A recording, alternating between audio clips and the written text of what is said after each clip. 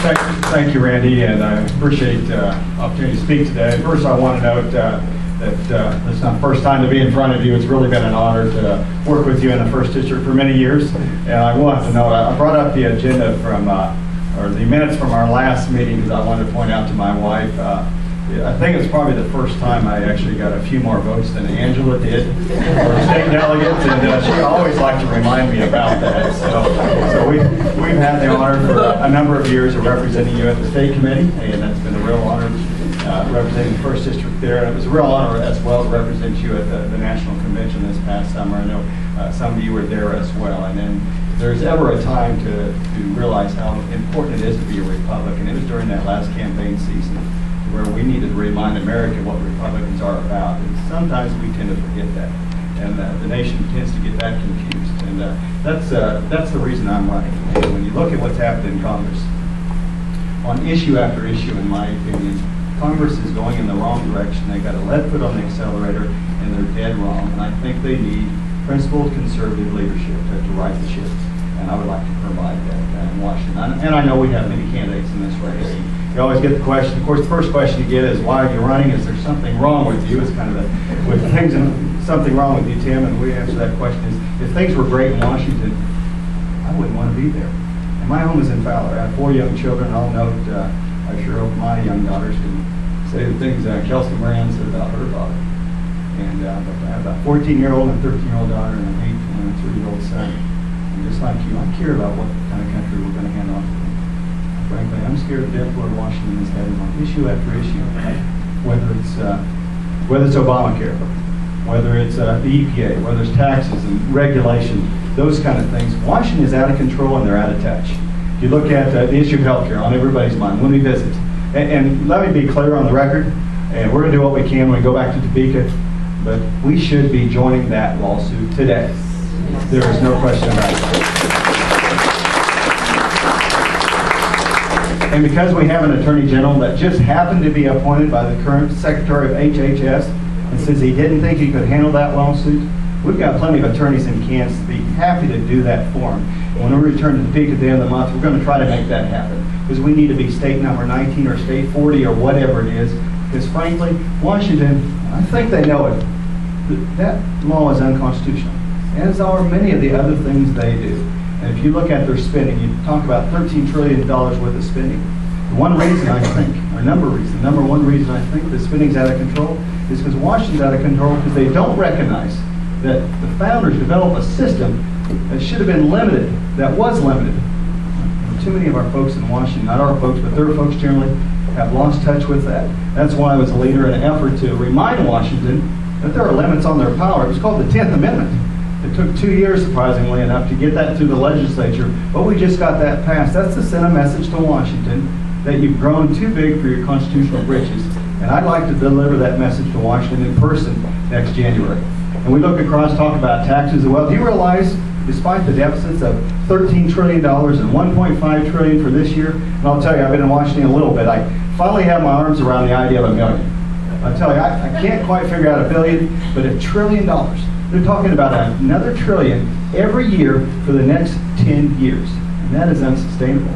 But that happens when you put people in office across this nation that don't understand that jobs are created by you.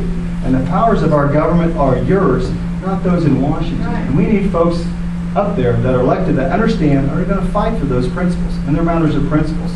And it's not a matter of election year conversion or things I'm just talking about this year. One thing I do want to mention, those are the things I've been fighting for in Topeka. A lot of folks, when they go to Washington, talk about taking a tax pledge.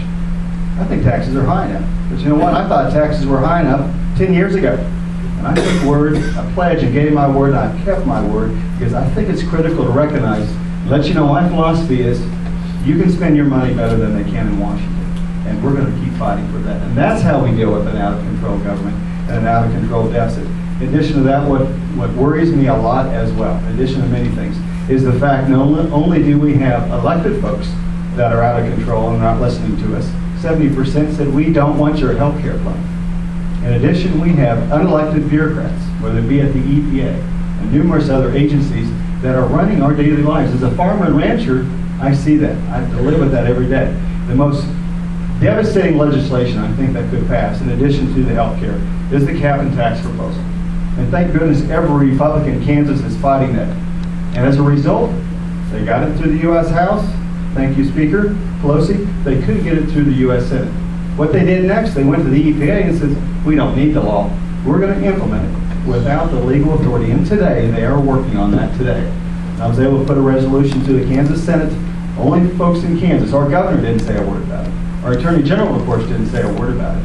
But Congressman Rand, Congressman T-Hart, Congressman Jenkins said in testimony to make certain that the state was on record saying, we don't want your cap and tax proposal for agriculture, construction, oil and gas industry, manufacturing, those kind of things. If we're going to talk about economic recovery, those are the industries that make it happen, and then many others.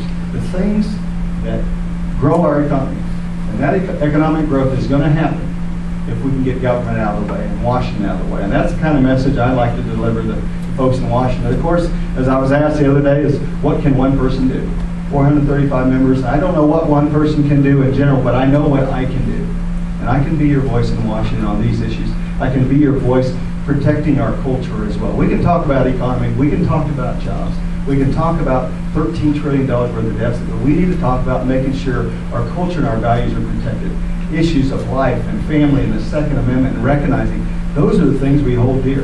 Those are the things that we live by, and we wonder what's going across the country. But I am so encouraged by what I see across the 1st District, across the state of Kansas, indeed the entire nation, is thousands, tens of thousands, hundreds of thousands of folks are starting to understand our message, our conservative values, and recognizing that's a gift we've been granted, and we need to hold on to that.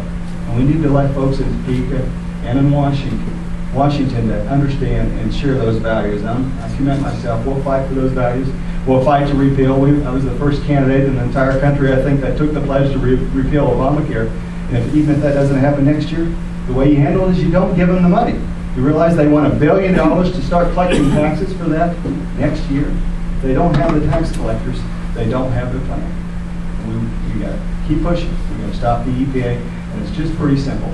Oftentimes folks say, you know, I thought it was pretty easy. If I didn't bother Washington, it wouldn't bother me. I think we're well beyond that. And these are times that I'm scared to death where they're headed.